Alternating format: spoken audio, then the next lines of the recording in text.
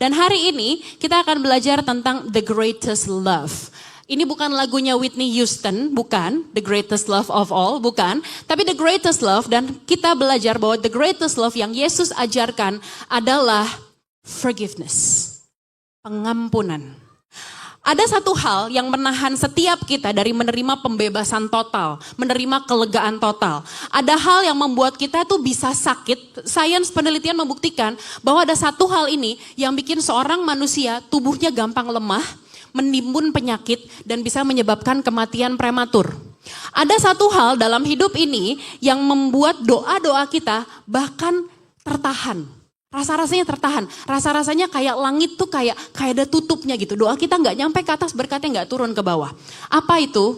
Unforgiveness. Atau sikap tidak mau mengampuni. Unforgiveness. Ini adalah hal yang membuat tadi yang saya sebutkan itu. Bikin kita gampang sakit, kematian prematur, bikin kita menjalani hidup rasanya sih berjalan sih. Waktu tuh rasa-rasanya berjalan sih. Tetap berjalan kok waktu. Tambah tua kok waktu. Uban tetap muncul kok. Tapi rasa-rasanya kayak kaki kita ada yang rantai. Berat banget menjalani hari-hari. And that is unforgiveness. Atau tidak mengampuni. Saya mau tanya deh. Apa sih satu hal yang paling besar yang Yesus pernah lakukan buat kita? Apa hal paling besar yang Yesus lakukan buat kita? Mengampuni kita, betul. Mengampuni kita.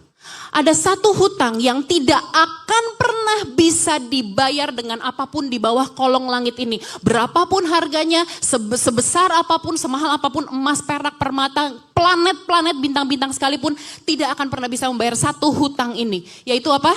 Hutang dosa kita. Hutang dosa kita, tidak ada yang bisa membayarnya. Dan hanya satu hal yang bisa membayarnya, yaitu darah Yesus. Yesus yang naik ke atas kayu salib, mencurahkan darahnya, menebus setiap kita. Dan itu tujuannya untuk mengampuni kita, mendamaikan kita dengan Allah. Memulihkan relationship kita dengan Allah. Mengampuni kita. Kita tuh Pak, Bu, anak-anak muda, kita tuh berbuat salah. Kita tuh melakukan kesalahan. Kita tuh menyakiti hati, bukan menyakiti hati seorang a mere human being yang juga punya kesalahan, yang juga punya kelemahan, yang juga punya ego. Enggak. Kalau kita mungkin menyakiti hati orang lain gitu ya. Ya gue salah, dia juga ada salahnya lah.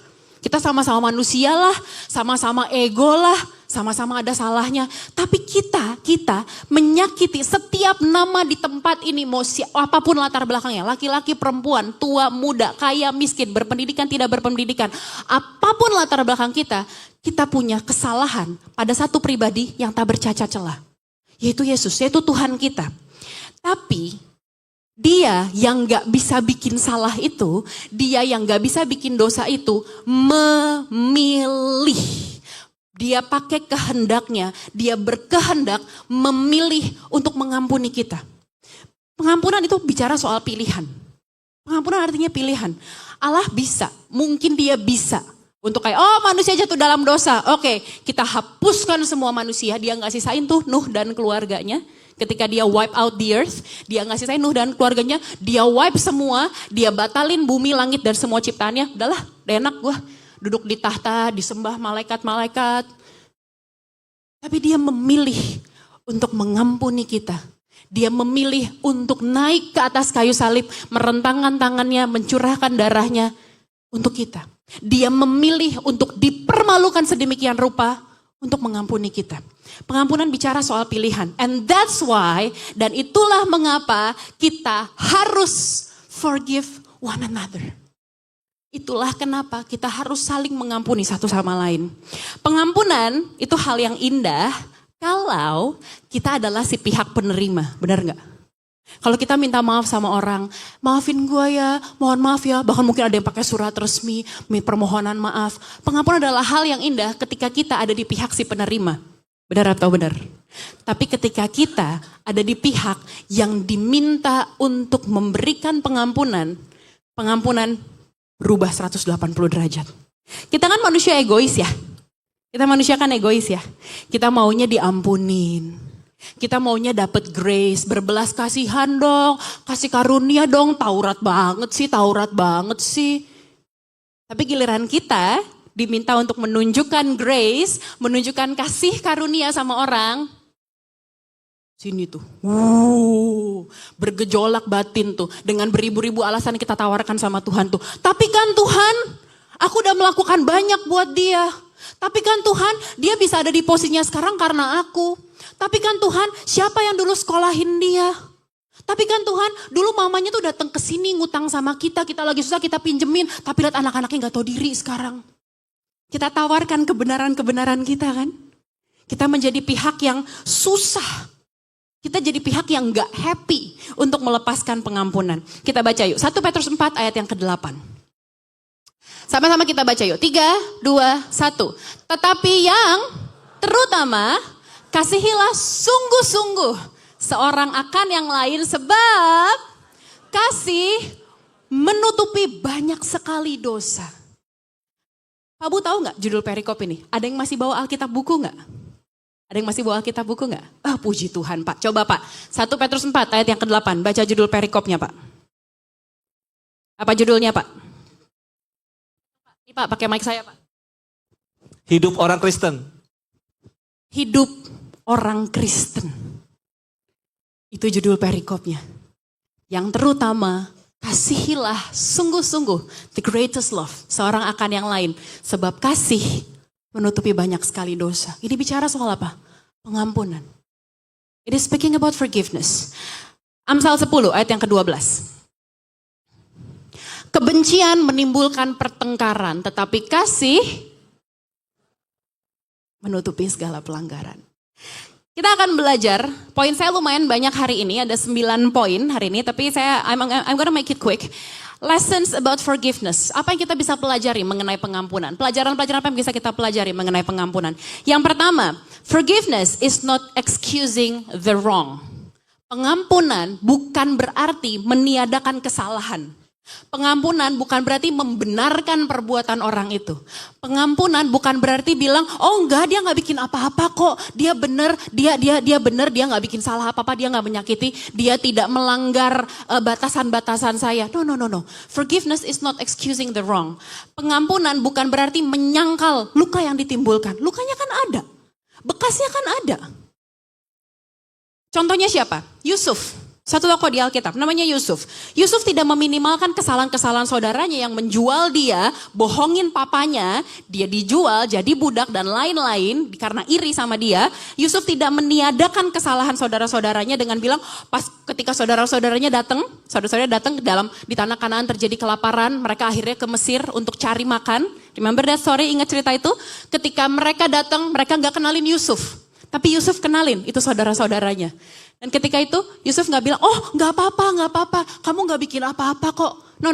Tapi apa yang Yusuf bilang? Kejadian 50 ayat yang ke-20.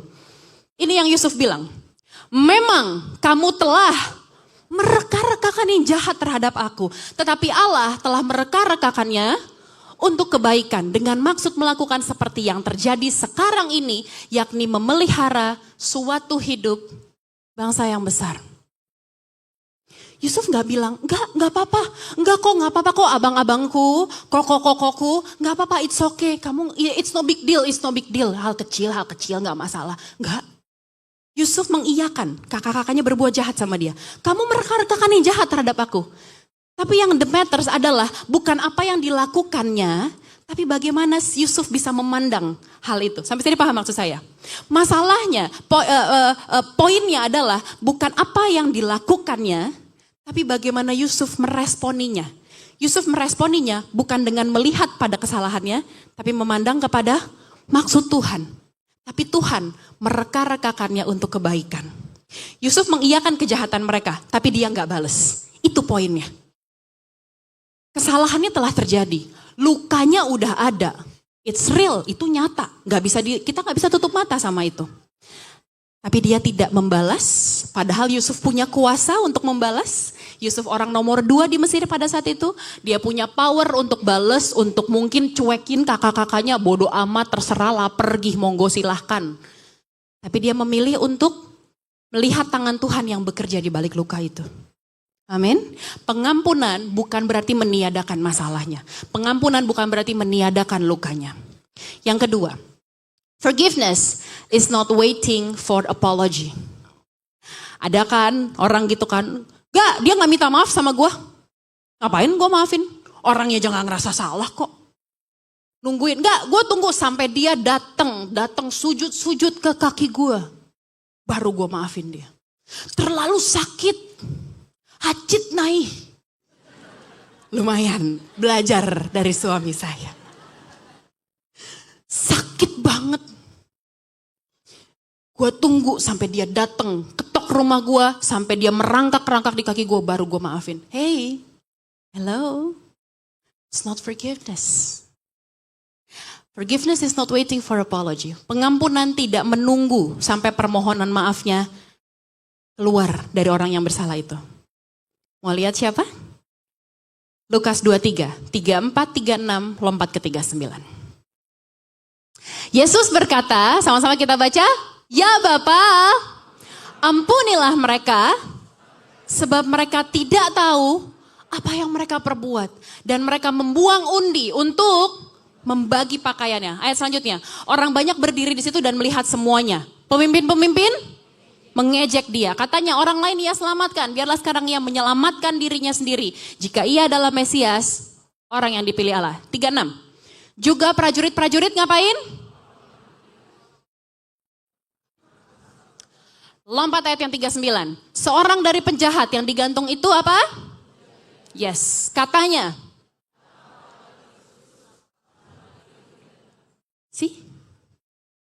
Yesus ngucap duluan. Dalam kondisi dia tergantung di atas kayu salib. Ini adalah one of the last words. Salah satu dari kalimat terakhir yang Yesus ucapkan sebelum dia mati, sebelum dia menyerahkan nyawanya. Jadi bayangin kondisinya, dia semalam-malaman gak tidur, habis dipermalukan di depan banyak orang, di alun-alun kota gitu, di pusat pemerintahan di Yerusalem, habis dipermalukan, diolok-olok, dicambuk, darahnya habis, tulang-tulangnya, otot-ototnya tercabik, tergantung di atas kayu salib. Bisa-bisanya Yesus bilang, ampunilah mereka. Terus pakai ujungnya lagi. Sebab mereka tidak tahu apa yang mereka perbuat. Kalau kita, bisa emang kita ngomong kayak gitu. Ampunilah mereka. Tapi dia tahu kok Tuhan apa yang dia perbuat. Tahu kok, ini ada buktinya nih. Nih WA-nya begini nih Tuhan nih. Dia tahu kok apa yang dia perbuat Tuhan. Ini ada buktinya nih dia selingkuh nih. Nih foto sama cewek nih. Masa dia gak tahu apa yang dia perbuat. Yesus bisa bilang, ampunilah mereka tidak tahu apa yang mereka perbuat. Sementara kondisinya prajurit-prajurit masih ngejek dia. Para pemimpin-pemimpin masih ngejek dia. Prajurit-prajurit masih mengolok-olok dia. Bahkan orang di sampingnya masih menghujat dia. Tapi Yesus sudah ngomong, ampunilah mereka. Tanpa mereka datang sama Yesus, oh iya benar dia Tuhan. Oh iya benar dia Mesias. Maaf ya Yesus, aku baru ngerti. No, tanpa itu dilakukan, Yesus sudah mengampuni duluan. Di tengah kesakitannya, orang-orang gak ngerasa salah. Roma 5 ayat yang ke-8. Akan tetapi Allah menunjukkan kasih-Nya kepada kita oleh karena Kristus telah mati untuk kita. Baca kalimat yang kuning dengan suara yang keras. Ketika kita udah ke gereja, ketika kita udah dibaptis, ketika kita udah bertobat, ketika kita udah rajin doa puasa, ketika kita masih berdosa. Dia udah mati buat kita, bahkan di saat kita tuh masih gak sadar kita tuh ngaco, Pak. Di saat kita tuh gak sadar, kita tuh masih kayak domba yang tersesat. Tapi dia sudah menunjukkan kasih-Nya. Dia udah mengampuni kita duluan. Pengampunan gak butuh orang lain minta maaf duluan. Pengampunan butuh kita yang merespon pada kehendak Allah. Sampai sini paham maksud saya? Pengampunan gak butuh orang lain yang datang. Pengampunan tuh bicara tentang kamu. Bagaimana responmu sama Tuhan, sama kehendak Tuhan, sama maunya Tuhan. Bukan tentang orang yang menyakiti, tapi tentang hatimu sama Tuhan. Amin. Yang ketiga, forgiving does not mean forgetting. Mengampuni tidak berarti melupakan. Kalau dunia kan suka bilang forgive and forget ya. Ya kan? Halo jemaat 930? Saya suka bilang nih Pak Bu ya, saya suka bilang sama jemaat yang jam 3 sore. Saya suka bilang gini, kalau jemaat nggak jawab kalau pendetanya tanya, ini kan di Bekasi nih, saya mau laporin ke Kang Dedi. Masukin barak militer semua. Kan Bekasi nih, wilayah dia kan. Dunia suka bilang apa? Forgive and forget. Tapi forgiving doesn't mean forgetting. Pengampunan betul, pengampunan membuka jalan menuju pemulihan. Yes, betul. Pengampunan buka jalan, buka pintu untuk pemulihan, untuk penyembuhan. Tapi bukan berarti ketika kita mengampuni, lantas lukanya tiba-tiba hilang. Benar enggak? Pengampunan kan bukan magic kayak abrakadabra. Terus sakitnya tiba-tiba hilang gitu. Terus tiba-tiba kita amnesia gitu. Kenapa ya? Kamu siapa ya? Oh, kenalan lagi dari awal kan enggak. Kita dikasih bagian otak untuk merekam, memori, menyimpan. Tapi bagaimana kita meresponi terhadap kejadian itu? Bagaimana kita meresponi terhadap luka itu? Pak Bu, bayangin ya, kalau luka nih, luka kegores nih, atau kena pisau deh, kena pisau misalnya. Kena pisau lagi masak. Kena pisau, kegores, kebuka kan lukanya, berdarah kan. Itu kayak hatimu waktu kejadiannya baru disakitin kan. Itu kayak hatimu ketika baru dengar dari temenmu, gue liat cowok lu jalan sama cewek lain. Itu kayak hatimu ketika lihat di IG, ih kok mantannya cowok gue masih DM ya. Sayang lagi, ya kan? Itu luka yang baru terjadi, kesalahan yang baru terjadi. Tapi kemudian makin lama lukanya hilang dan berubah menjadi bekas. Jadi scar, bekas luka. Gak lantas tiba-tiba hilang kan. Ketika datang bawa lukanya sama Yesus, Tuhan aku bawa hatiku, hati yang hancur. Tuhan dekat kepada orang yang patah hati, aku bawa hatiku. Terus gak eventually selesai doa amin, terus tiba-tiba kayak happy lagi. Right? Pengampunan butuh proses. Pengampunan butuh proses, doesn't mean langsung tiba-tiba kita amnesia, lupa. Tapi luka itu, biarlah luka itu menjadi kesaksian dari kasih karunia Allah yang besar. Contohnya siapa? Yesus. Kembali kita lihat contohnya, Gembala Agung kita, Imam Besar Agung kita, Yesus Tuhan kita. Dalam kebangkitannya, bekas paku di tangannya masih ada.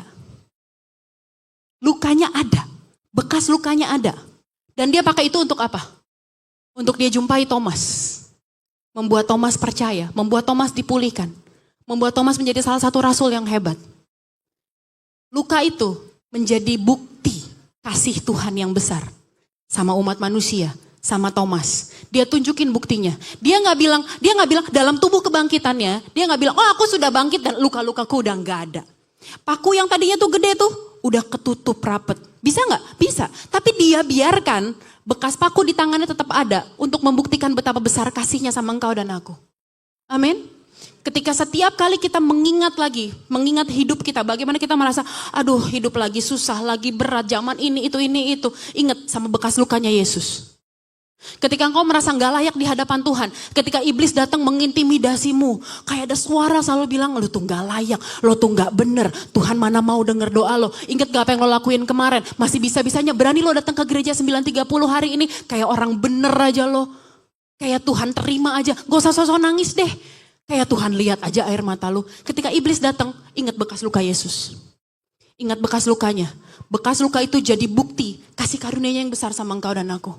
Bekas luka itu jadi bukti bahwa harga dosaku sudah dibayar lunas di atas kayu salib. Amin. Darah Yesus, saya bilang tadi, darah Yesus gak bikin kita jadi amnesia. Kita masih bisa ingat, tetap bisa ingat. Tapi pengampunan bikin setiap kali kita lihat bekas luka itu, kita mengingat bagaimana Tuhan memulihkan kita. Bekas luka itu jadi reminder, justru jadi pengingat. Kalau misalnya kita pernah... misalnya kita pernah naik sepeda terus jatuh, ada bekas lukanya. Oh ini, kalau kita pernah naik motor terus kena knalpot, ya, saya yakin pasti semua di sini pernah kena knalpot kakinya. Terus nggak sadarnya belakangan, nempel, diem, apa ya, wah ampun, soto udah yang sampai berair tuh gitu ya, tahu ya bekas knalpot ya. Bekasnya kan hilangnya lama ya. Bekasnya hilang lama, walaupun udah diobatin, bekasnya hilangnya lama. Tapi setiap kali kita lihat bekas itu, kita jadi hati-hati kalau naik motor. Benar nggak? Paham maksud saya? Forgiving doesn't mean forgetting, tapi bikin kita inget. Oh, gue pernah salah di sini. Oh, aku pernah salah membuka hati sama orang seperti ini. Oh, aku pernah salah kasih kepercayaan sama orang kayak gini. Luka itu jadi pengingat. Tapi hatimu bersih. Hatimu mengampuni. Kalau lihat bekas luka knalpot, masih sakit nggak? Udah enggak kan? Sakitnya udah nggak ada kan? Tapi setiap kali lihat itu, kamu ingat harus hati-hati kalau naik motor. Sampai sini paham maksud saya? Sakitnya udah nggak ada karena kamu udah lepasin pengampunan. Tapi bekasnya tetap ada supaya kamu ingat untuk gak jatuh lagi kepada kesalahan yang sama. Dan untuk kamu ingat betapa besar kasihnya Tuhan mengampunimu, maka kamu harus mengampuni orang lain yang bersalah kepadamu. Amin. Kita masuk poin yang keempat. Poin saya lumayan banyak. I'm gonna make it quick. Poin yang keempat. Forgiveness is a process. Tadi yang saya bilang. Pengampunan adalah sebuah proses. Pengampunan adalah sebuah proses berulang-ulang. Di mana melalui itu kita belajar lagi untuk meresponi kehendak Tuhan. Maksudnya apa? Kalau ingat kejadiannya lagi, ampuni lagi. Kalau ingat kejadiannya lagi, kalau ingat lukanya lagi. Kalau orangnya muncul di timeline sosmedmu, ampuni lagi. Ampuni lagi. Dan proses ini, kabar baiknya, proses ini membuat kita jadi ketergantungan sama Tuhan. Pengampunan itu bukan one time event gitu. Bukan sekali doang. Oh pernah ditipu sama orang misalnya. Duit dibawa kabur, dibawa lari. Ngutang, bilangnya mau balikin, tapi galakan dia. Sering terjadi di kota-kota besar. Giliran kita butuh, pas ditagih galakan dia. Gak punya perasaan loh. Kan gue lihat lo kemarin baru dari Bali. Bukan urusan lo, gue dari Bali, duit gue. Tapi duit gue mana kan gitu ya. Tapi bukan berarti kita, mengampuni dengan khotbah mengampuni. Oke, aku mengampuni dia hari ini. Tapi saya tanya, kalau kamu pas buka sosmed, uangmu belum dibalikin, buka IG, lihat dia lagi nongkrong di kafe baru di Senopati. Senoparty bener. Sebel gak? Kayaknya rasanya pengen, gue WA juga nih orang nih. Party bisa loh, bayar utang gak bisa. Lo minum-minum pakai duit gue tuh. Ya kan? Makanya saya bilang pengampunan itu bukan one time event. Tapi sebuah proses. Yang kalau ingat lagi, kamu minta sama Tuhan untuk mampukan aku mengampuni lagi. Ketika ingat kejadiannya lagi, ampuni lagi. Ketika malam-malam kayak rasa-rasanya kayak kedengeran lagi makian-makian itu, ampuni lagi. Ampuni lagi. Ampuni lagi, ampuni lagi, ampuni lagi. Sampai kapan? Sampai beres hidup kita semua. Karena tadi saya bilang, nyambung sama poin yang ketiga. Pengampunan gak bikin kita amnesia. Kasih karunia Tuhan gak bikin kita amnesia. Bukan bikin kita jadi oblivion gitu. Gak inget apa-apa. Tapi ketika kita mengingat, kita belajar untuk mengampuni lagi, mengampuni lagi. Matius 18 ayat 22. Yesus berkata kepadanya, bukan, aku berkata kepadamu bukan sampai 7 kali. Tapi Petrus datang sama Yesus boasting. Tuhan berapa kali aku harus mengampuni? 7 kali. Yesus dengan coolnya bilang, enggak. 70 kali 7. Artinya apa? Terus menerus kan? Terus menerus. Siapa yang bisa hitungin? Oh hari ini aku sudah mengampuni. Oke lah mungkin sampai 7 kali kita bisa ngitung. Oh aku udah mengampuni 7 kali hari ini. Tapi silakan hitung 490 kali. Baru nyampe 236 udah lupa kamu. Tadi berapa ya? 236. Bukan. 263. Berapa sih? Tapi dia bilang 70 kali 7 kali. Menandakan apa? Pengampunan tuh terus-terusan. Sebuah proses yang panjang. Berulang. Sama kayak pertobatan. Emang pertobatan tandanya, udah dibaptis terus bertobat? Enggak. Pertobatan proses seumur hidup. Godaan datang, cobaan datang. Kuntilanak datang. Bagaimana kita bisa kuat hidup dalam pertobatan? Kita butuh anugerah Tuhan. Makanya tadi saya bilang, proses ini Menyadari bahwa pengampunan adalah sebuah proses, bikin kita makin ketergantungan sama Tuhan. Karena kita tahu kita nggak mampu dengan kekuatan kita sendiri. Amin.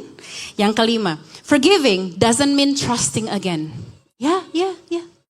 Mengampuni bukan berarti kembali memberikan kepercayaan. Nggak mesti kok. Pengampunan bukan berarti kasih kepercayaan yang sama seperti sebelumnya. Mengampuni buka jalan untuk rasa percaya bisa pulih kembali. Saya ulang ya, pengampunan membuka jalan agar rasa percaya bisa pulih kembali. Tapi,